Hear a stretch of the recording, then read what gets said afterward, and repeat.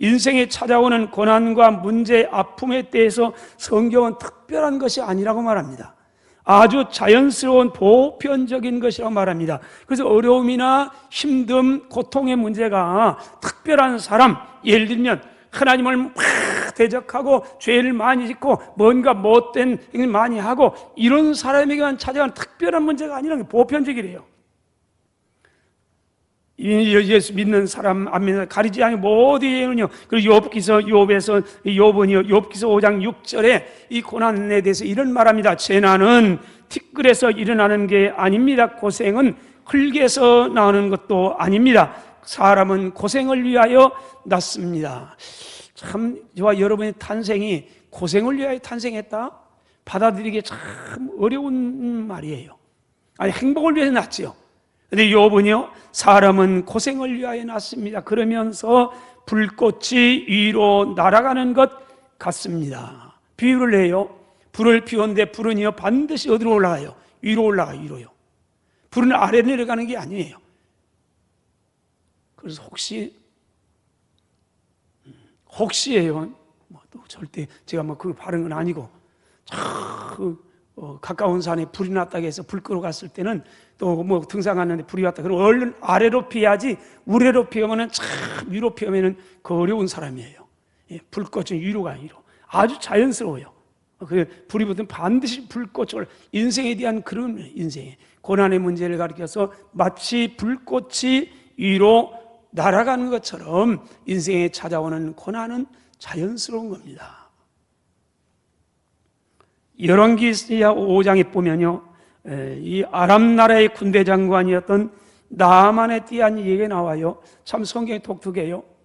이왕이면은 이스라엘 나라에 대해서 하나님 경한 백성들에 대해 이런 기록이 성경 아닙니까? 그런데 아람 나라는 아주 역사적으로 이스라엘 하나님 백성들을 굉장히 못 살게 굴었던 하여튼 옆에 가시 같은 사람이에요.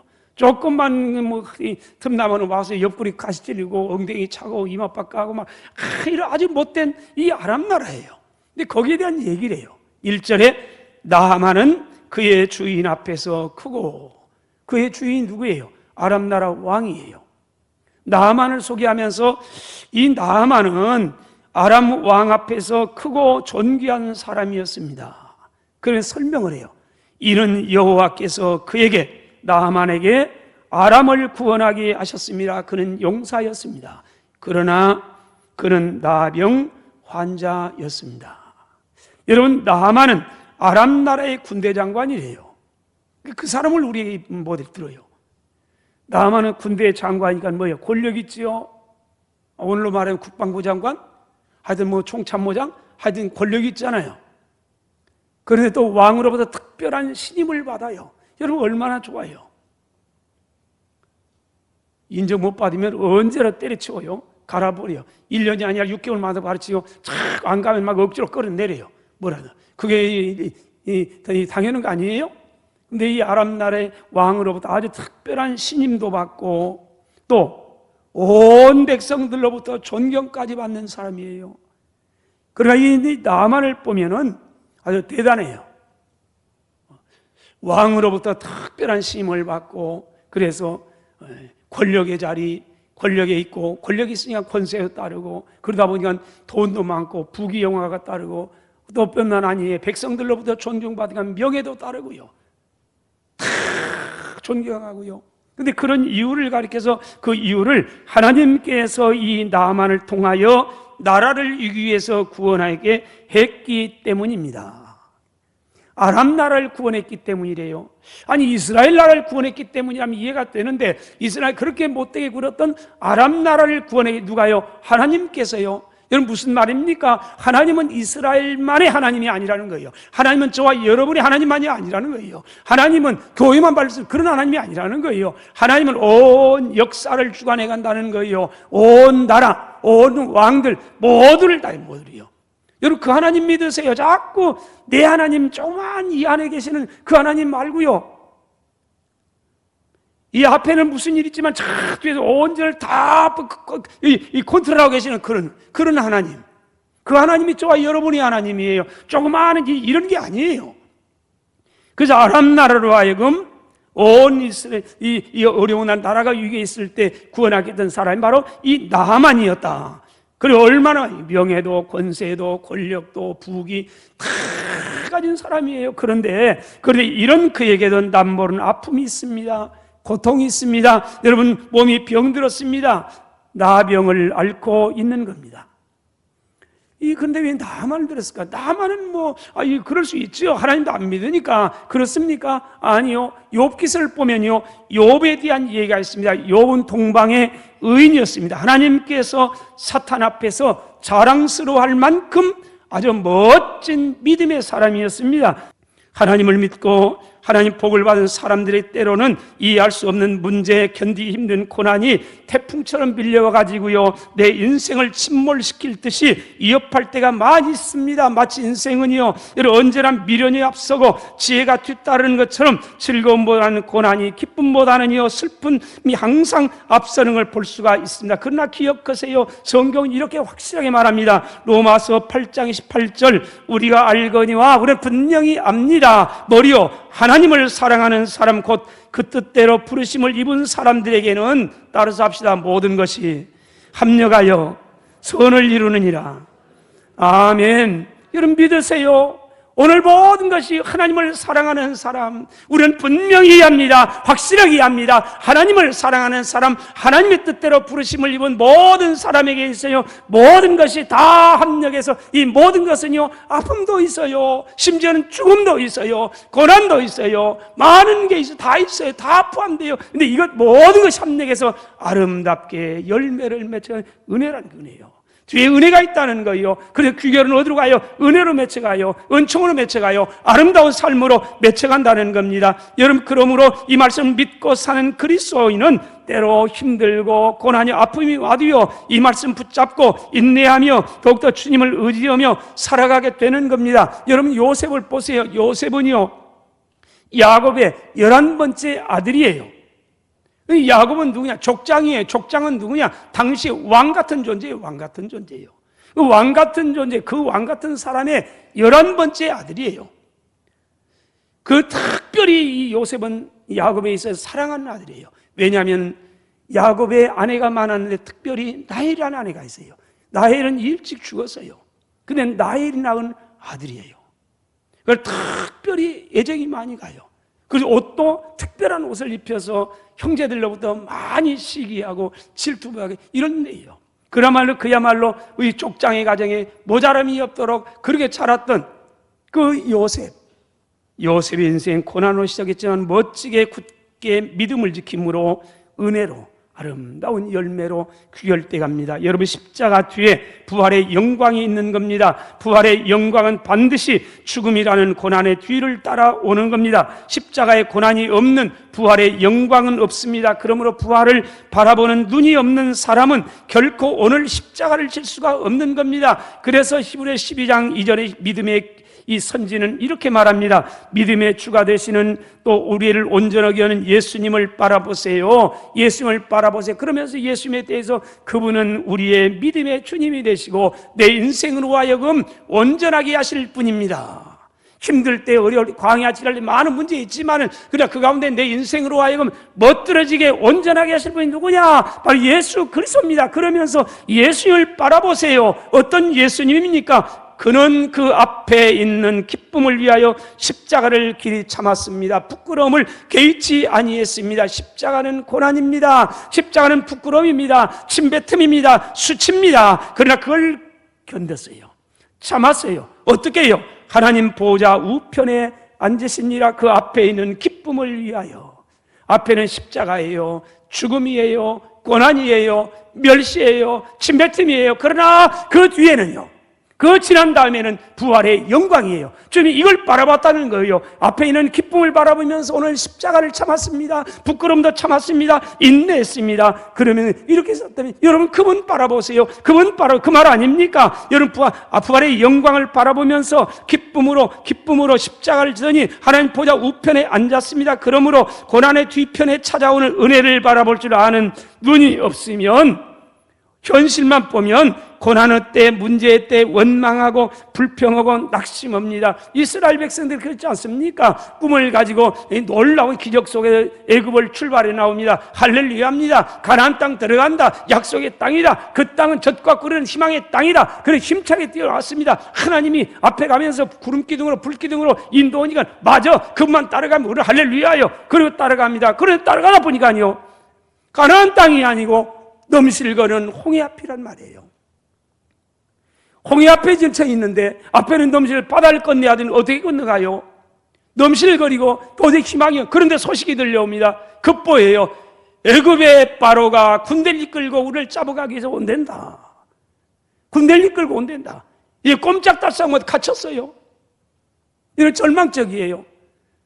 여러분, 이때 그들에게 있어서 눈이 열려서 홍해 가운데로 펼쳐져 있던 이 고속도로를 봤더라면 그는 아마 원망하지 않았을 거예요. 이게 안 보여요. 현실만 보여요. 넘실거리는 이 바닷물이 삼킬 듯이 찾아와요.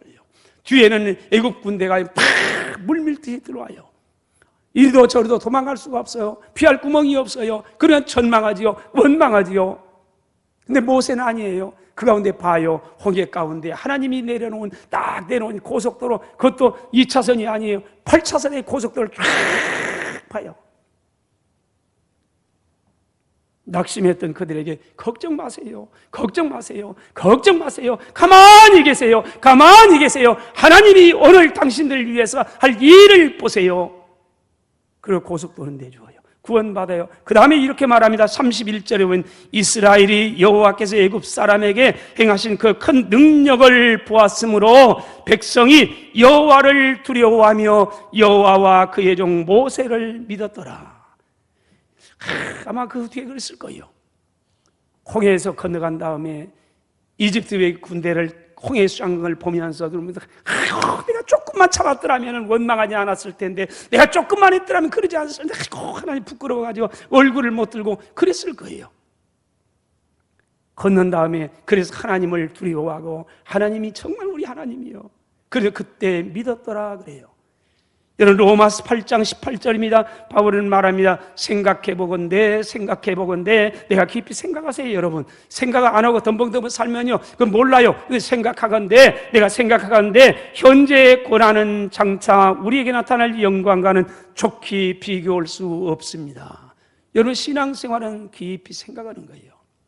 그냥 현실만 보고 덜컥덜컥 하면서 원망했다, 불평했다, 감사했다, 할렐루야, 이게 아니란 말이에요. 내가 깊이 생각해 봤더니 현재 고난, 오늘 아픔, 힘듦 있어요, 맞아요. 그러나 장차 우리에게 나타날 영광이 또 보여요. 그리고 이것과는 가히 비교할 수가 없다. 고린도후서 4장 17절 8절입니다. 우리가 잠시 받는 환난에 경한 것이 오늘 받는 환난은 가볍다는 거예요. 그러나 지극히 크고 영원한 영광이 중요한 것, 영광은 영원하다는 겁니다. 우리에게 이루게 함이니 우리가 주목하는 것은, 예수 믿는 사람이 주목하는 것은요, 오늘이 아니에요. 현실이 아니에요. 고난 문제 앞에 있는 것만이 아니에요. 우리가 주목하는 것은 보이는 게 아닙니다. 보이지 않는 것입니다. 보이는 건 잠깐이요, 보이지 않는 것은 영원합니다. 여러분, 사랑하신 여러분, 비록 우리가 이 세상에 발을 붙이고 살아가도 눈을 들어 위를 보세요. 하나님의 영광을 바라보시기를 바랍니다. 그것이 믿음 생활인 줄로 믿습니다. 둘째로, 고난당할 때에는 믿음으로 주님을 바라보면서 오늘 기도해야 됩니다. 오늘 13절, 18절까지 6구절이에요. 근데 이 6구절, 본문 6구절에 기도라는 단어가 7번이 나와요. 16절에는 2번 나와요. 의인의 기도는 역사하는 힘 많습니다. 그러면서 의인의 기도, 그리고 의인의 간구, 여러분, 그 기도, 간구 다 기도예요. 기도. 6구절의 짧은 구절에 7번이나 기도에 대한 말, 기도예요. 기도하세요. 왜요? 여러분, 그리스도인은 항상 기도해야 합니다. 쉬지 말고 기도해야 하는 겁니다. 왜냐하면 기도는 영혼의 호흡과 같기 때문입니다. 기도가 쉬는 사람 마치 쉼을 멈추고 살아가는 시체와 같기 때문에 그렇습니다. 그러나 인생 가운데 고난이 찾아오고요, 문제가 생기고요, 인생이 꼬이기 시작하면 평범한 기도가 아니에요. 더욱더 부르짖고 금식하며 기도하고 밤을 새우면서 때로는 부르짖지 않은 겁니다. 일반 평탄할 때는 평탄한 기도가 필요합니다. 그러나 비상시에는 비상의 기도가 필요한 겁니다. 이 문제가 많을 때는 많은 부르짖음의 기도가 필요한 겁니다. 시편 50편 15절 환난 날에 나를 부르라. 환난 날에는 부르라. 내가 너를 건질 거라. 여러분 기도하라는 거죠. 여러분 오늘 본문 13절 고난당하는 자가 있느냐? 저는 기도할 것이고 병든 자가 있느냐? 저는 기도할 것이고 특별히 오늘 본문에서는요 질병의 병으로 인해가 고통받는 환난에 대한 문제를 말합니다. 오늘 14절 15절 보세요. 왜 기도합니까? 14절 너희 중에 병든 사람이 있느냐? 그는 교회 장로들을 청할 것이고 그는 주의 이름으로 기름을 바르고 그를 위해서 기도하세요. 왜요?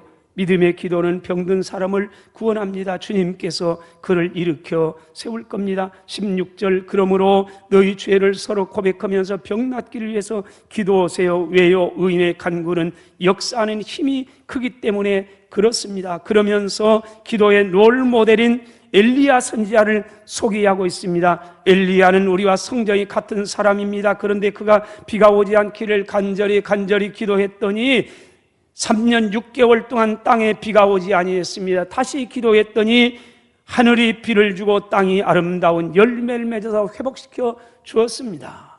엘리야를 기대들어요.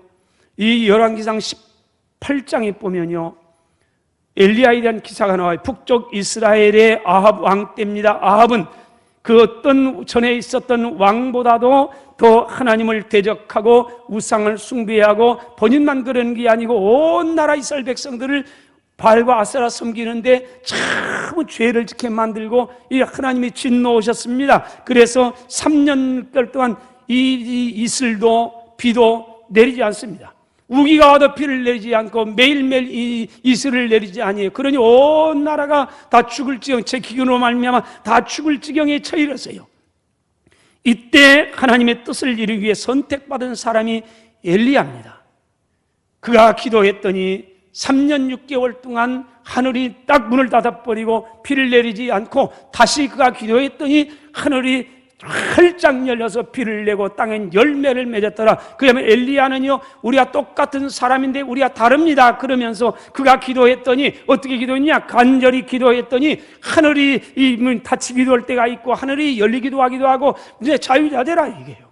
얼마나 오늘 우리가 그러면 할렐루야 아니겠어요? 그냥 이런 기도에 똑같은데 달라요. 그런데 왜 야고보 장로님은요 오늘 이 기도의 롤 모델을 엘리야를 들었을까? 구약에 보면 많은 위대한 신앙의 사람이 많아요. 믿음의 사람이 참 많아요. 욥도 있어요, 다윗도 있어요, 아브라함도 있어요, 사무엘도 있어요. 많이 있는데 왜 엘리야를 들었을까? 여러분 괴로울 때 기도하세요. 괴로울 때 부르짖으세요. 괴로울 때 하나님 앞에 통곡하세요. 그러면서 말합니다. 이어서 만군의 여호와여 만일 주의 여종의 고통을 돌보시고 나 참 힘듭니다. 괴롭습니다. 힘들어 죽겠습니다. 도저히 있습니다. 그러면 통곡하면서 부르짖으면 내 고통을 돌아보시고 내 고통을 좀 돌아보세요. 우리 주님은요 저와 여러분의 고통을 돌보시는 분이에요. 외면치 않아요. 사람들은 외면해요. 이러니까 저러니까 이러면서 다 외면할 수 있습니다. 가까운 사람도 이해 못할 때가 많이 있습니다. 그러나 그분은 아니에요. 이해해요. 고통을 돌보아 주세요. 한나 고백합니다. 하나님 내 고통을 돌보아 주세요. 하나님 날 좀 기억해 주세요. 다 나를 떠나갑니다. 나를 다 있습니다. 그런 날 좀 기억해 주세요. 너요 주의 여종을 잊지 마세요. 잊지 마세요. 잊지 마세요. 여러분 주님은 우리를 잊지 않아요. 우리는 돌이킬지라도요 주님 잊지 않아요. 사람은 내 아버지는 나를 버릴지라도 여호와께 나를 영접한다고 시인은 고백하고 있는 겁니다. 주의 여종을 잊지 말아주세요. 그러면서 주의 여종에게 만일에 아들 주시면 내가 그의 평생에 그를 여호와께 드리고 삭도를 머리에 대지 않겠습니다. 이런 간구에 제목합니다. 그리고 엘리의 축복을 받고 집으로 돌아갑니다. 그 집기 돌아갑니다. 그렇다고 돌아가서 바로 아들 난 거 아니에요. 기미도 안 보여 10달 후에 나와요. 그런데 성경은 뭐라고 하느냐 18절 당신의 여종이 당신께 은혜 입기를 원하나이다 하고 가서 먹고 얼굴에 다시는 근심빛이 없더라. 아니 은혜의 축복을 받고요 집에 돌아가가지고는 근심 걱정, 그전에는 괴로워가지고요 고통하면서 나는 괴롭습니다, 고통의 눈물의 여인이에요, 고통의 여인이에요, 날 좀 기억해 주세요, 잊지 말아주세요, 다 떠나가고 나 호롤단신이에요, 힘들어요. 이 여인이 하나님께 나와서 기도하고 부르짖은 다음에 돌아가가지고는 근심빛이 없더라, 다시는 얼굴에 근심빛이 없어라, 아들 안 낳았다니까요, 기미도 안 보인다니까요, 10달이나 하요. 근데 한나는 변해요. 그걸 믿었어요. 우리가 하는 것처럼 믿음으로 10달 후에 멋진 사무엘 낳아요. 그래서 맞아 이 아들은 내가 낳은 게 아니고 하나님께 기도해서 낳았다. 그래서 그 이름을 사무엘이라. 사무엘은 여호와께 기도했다, 그 뜻이에요. 은혜 아니에요? 힘들 때 어려울 때 하나님까지 나갔더니 있어요, 다 응답하셨어요. 현실은 그대로인 것 같아요. 내가 뼈를 내가요. 믿음이 있으니까요. 그리고 때가 되면 믿음이 아름답게 열매가 맺혀가요. 이 은혜가 오늘 저와 여러분에게 있어지기를 주의 이름으로 축원합니다. 사랑하신 여러분, 많이 힘들 때입니다. 어려울 때입니다. 개인적으로, 가정적으로, 교회적으로 언제나 힘듭니다만 참 힘듭니다. 국가적으로 소망이 없답니다. 요즘에 젊은이들이 희망을 갖지 못한답니다. 내가 땀 흘려 10년만 노력하면 거기 열매가 있어야 하고 기대해야 되는데 그게 보이지 않는다는 겁니다. 그러니까 포기한답니다. 그래서 쉬운 대로, 인생은 그냥 쉬운 대로 그렇게 사는 거예요. 그래서 고난 안 겪는데요. 오늘에서 오늘에 이런 어려움 절망입니다. 미래가 없다는 거 아닙니까? 많이 힘들어요. 여러분, 힘들 때는 주님을 바라봐야 되는 겁니다. 우리 눈이 열리면 벗겨져 가요. 여러분, 열왕기하 6장에 보면 아람 나라가 엘리사 선지자를 잡기 위해 도단성에 비밀의 특공대를 파견했습니다. 엘리사의 종 게하시가 아침에 눈을 떠서 보니까요, 온 군대 특공대가 성을 에워싸고 빈틈이 없어요. 도망갈 길도 없어요. 그래서 큰일 났습니다. 이게 현실입니다. 이걸 보았던 게하시가 돌아와서 말합니다. 두려워가지고요, 우리가 이제 어떻게 하면 좋겠습니까? 희망이 없다는 거 아닙니까? 우리가 어떻게 하면 좋겠습니까? 낙심합니다. 엘리사는 이렇게 말합니다. 정작 본인은요, 16절에 두려워하지 말라, 우리와 함께한 사람이, 우리 함께한 자가 그들과 함께한 자보다 많으니라 하고 기도합니다. 하나님이여 원하건대 게하시의 눈을 열어서 보게 하여 주시옵소서 했더니 하나님께서 그 청년의 눈을 여심해 그가 보니 불말과 불병거가 산에 가득하여 엘리사를 둘렀더라. 눈이 벗겨져가요. 현실은 똑같아요. 그런데 이 게하시의 눈이 벗겨가요. 눈이 열리고 나니까요, 현실만 보는 게 아니라 현실을 다 둘러싸고 있는 불말과 불병거가 있어요. 내 편이 더 많아요. 여러분, 눈이 열려 고난만 보이는 사람은 고난이 오고 문제가 생기면 원망, 불평하고 낙심합니다. 그러나 고난 뒤에 숨어있는 은혜가 보이는 사람은요, 고난이 오고 문제가 생기면 모든 문제의 답이 되시는 전능의 하나님, 나를 여전히 어떤 상황에서도 환경 따라 변해가는 게 아니고 어떤 사람 변함이 없는 그 사랑의 주님이 나와 함께 나를 믿는 겁니다. 그런 믿음으로 기도하게 되는 겁니다. 그러면 그 하나님 부르짖습니다. 그분 믿습니다. 그분 바라봅니다. 눈이 열리면 그러는 겁니다. 그럼 인생이 새로워지는 거예요. 세상은 똑같은데 내 눈이 열리고 나니까 다른 걸 봐요. 현실 보는 게 아니에요. 홍해만 보는 게 아니에요. 딱 그 배경에 들어가니 하나님을 봐요. 그분이 길을 잡고 있는 그분을 바라봐요. 홍해도 얼마든지 홍해도 옮길 수도 있고요, 마르게 올 수도 있고요, 가를 수도 있고, 마음대로 할 수 있는 모든 것, 그분이 내 아버지라는 거예요. 그 나를 사랑하면 이분을 봐야 눈이 열리니까요. 예수 믿으면 그러는 겁니다. 현실 보는 게 아니에요. 건너편으로 하나님을 보는 거예요. 따라서 합시다. 하나님이여 눈을 열어 보게 하옵소서. 아멘.